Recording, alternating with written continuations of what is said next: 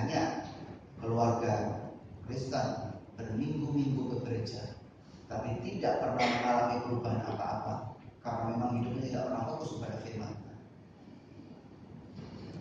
Bahkan kalau mau jujur, makin tahun bukannya makin seperti burung rajawati, tapi makin jatuh, makin jatuh, makin jatuh. Kalau kita mau hidup kita efektif, tidak bisa tidak, kita harus fokus mengerjakan firman Tuhan. Yang kedua, saudara, orang yang hidupnya efektif pastilah orang yang siap untuk melayani Tuhan. Kembali ke 1 Samuel pasal 3 ayat 4-6 berkata, lalu Tuhan memanggil Samuel, Samuel, dan ia menjawab, iya Bapak. Lalu berlarilah ia kepada Eli serta katanya, ya Bapak, bukankah Bapak memanggil aku? Tetapi Eli berkata, aku tidak memanggil, tidurlah kembali. Lalu pergilah ia tidur. Dan Tuhan memanggil Samuel sekali lagi. Samuel pun bangunlah, lalu pergi mendapatkan Eli serta berkata, ya Bapak, bukankah Bapak memanggil aku? Tetapi Eli berkata, aku tidak memanggil anakku, tidurlah kembali. Saudara, di sini dicatat bahwa Samuel yang masih sangat muda itu mengira bahwa yang memanggil dia adalah Imam Eli.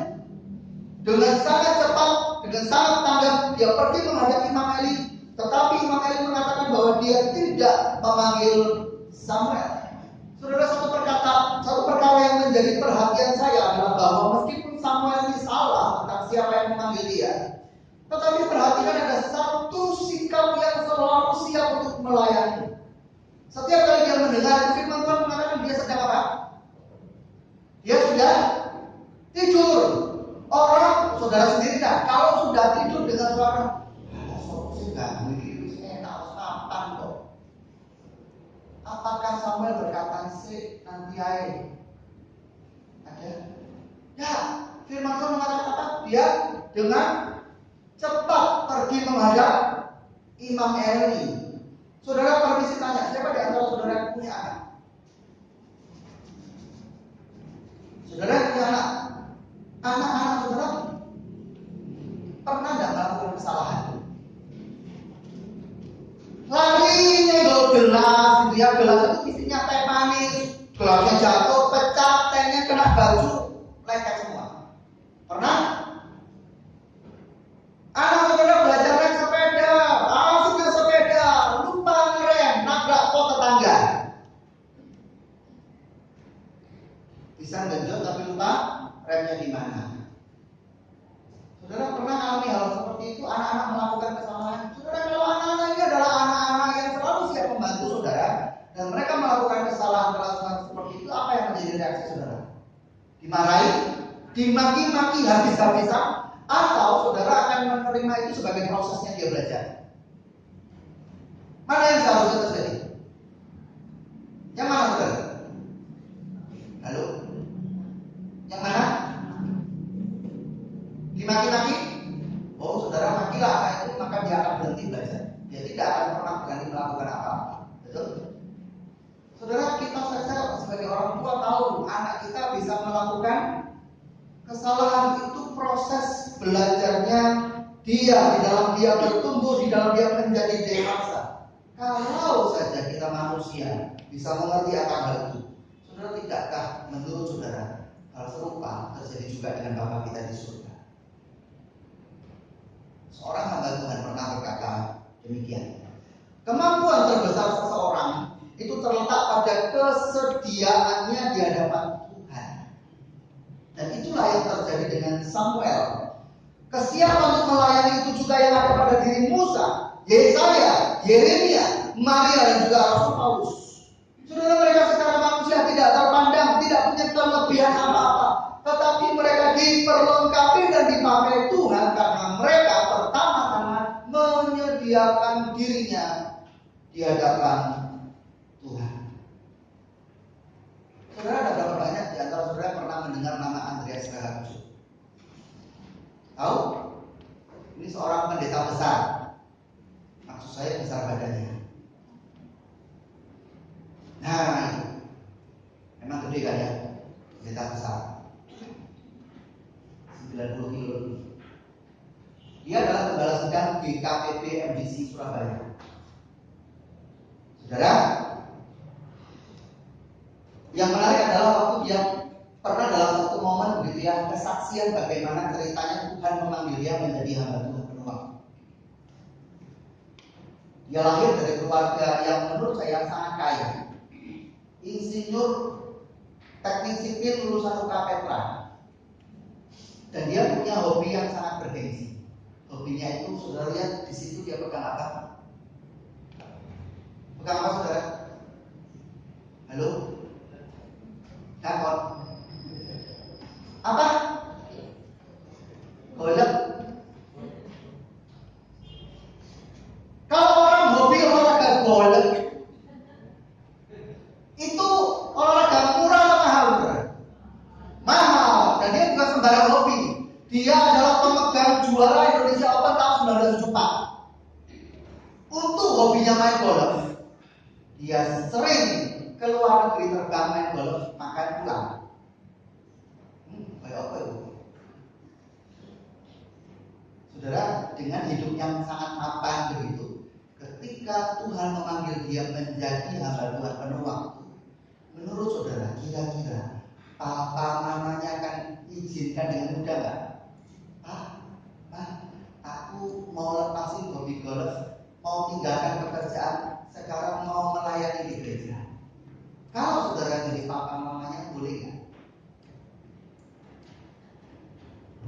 Kamu mau di gereja makan apa? Ya makan nasi, masuk makan bola-bola. Saudara, satu proses yang menurut ceritanya sangat panjang, perjalanan yang panjang sekali, sampai akhirnya papanya setuju dengan keputusan dia. Bahkan Pak Andreas ini mengakui bahwa dia tidak punya karunia untuk berkhotbah dan memimpin gereja. Dia ngaku, saudara, saya bukan orang yang pandai berbicara, sehari-hari aku pukul bola. Ngomong bisa apa? Dia mengatakan, aku tidak punya karunia berkhotbah, aku tidak punya memimpin jemaat.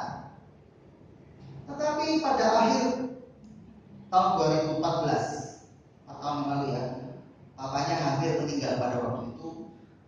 Papanya mengatakan demikian, asal Yesus yang memimpin di depanmu, itu cukup bagimu.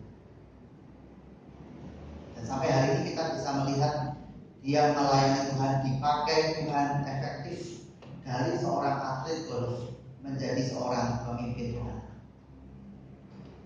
Saudara, hari-hari ini Tuhan mencari orang-orang yang punya hati seperti Samuel.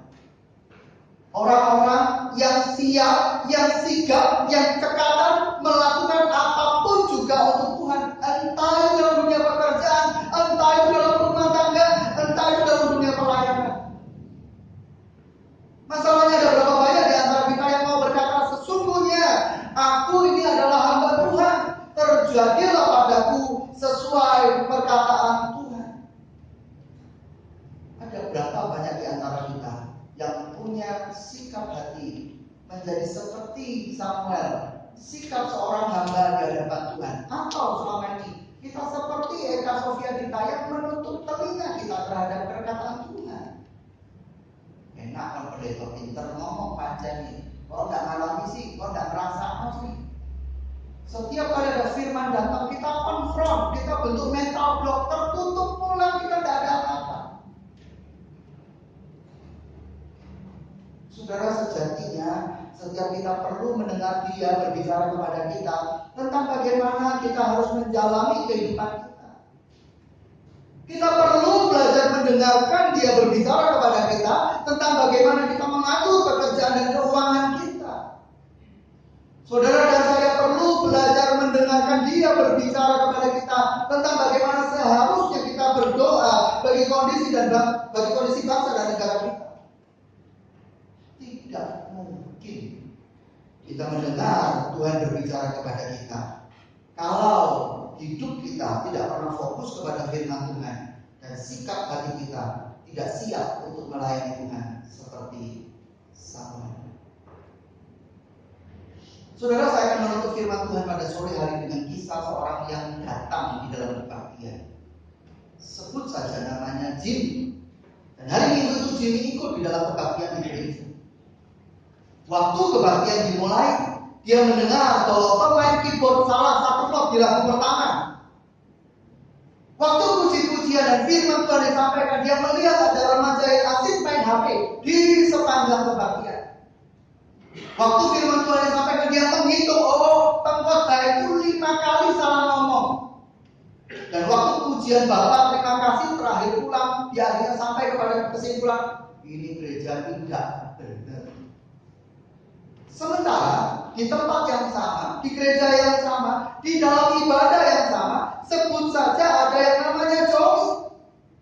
Dia mendengar pujian mulia, sembah Raja mulia, dia ikut menyanyi, pikirannya jelas terbayang betapa mulianya Tuhan, dan nyanyi itu sambil nangis. Dia mendengar pujian-pujian itu, dan sungguh pujian itu berbicara kepada dia secara pribadi. Dia mendengar firman Tuhan yang sama, dan dia merasa bahwa Tuhan mengajar dia belajar lebih lagi dalam hal memberi. Saudara, Jimmy dan Johnny datang di gereja yang sama, hadir dalam ibadah yang sama, menyanyi lagu yang sama, bahkan mendengar khotbah yang sama. Tetapi hasilnya jauh berbeda. Di mana letak masalahnya? Sikap hati. Seorang hamba Tuhan pernah mengatakan, setiap orang akan mendapat apa yang dicarinya. Kalau saudara datang ke gereja ini untuk cari-cari kesalahan orang, maka kesalahan orang lain akan saudara dapat. Kalau saudara datang di dalam gereja itu mencari hadirat Tuhan, maka itulah yang saudara dapatkan. Tetapi kalau saudara datang di dalam ibadah ini, saudara tidak berharap apa-apa, jangan berharap juga saudara pulang mendapat apa-apa. Apa yang saudara ingin lihat, apa yang ingin saudara cari, itu yang saudara dapatkan. Ayat penutup, Khotbah 4 ayat 17.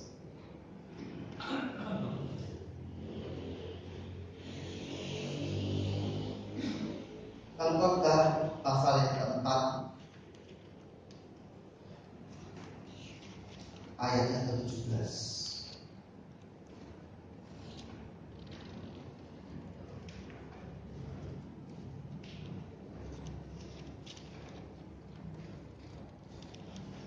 Sudah mendapatkannya?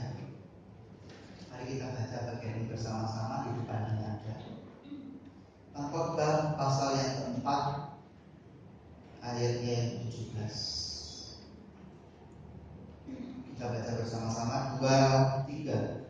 Jagalah langkahmu kalau engkau berjalan ke rumah Allah, menghampiri untuk mendengar adalah lebih baik daripada mempersembahkan korban yang dilakukan oleh orang-orang bodoh, karena mereka tidak tahu bahwa mereka berbuat jahat. Dan firman Tuhan pada hari ini boleh mengingatkan setiap kita untuk punya sikap hati yang benar di hadapan Tuhan.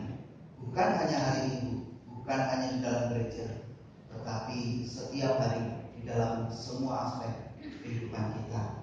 Tuhan Yesus memberkati. Amin. Mari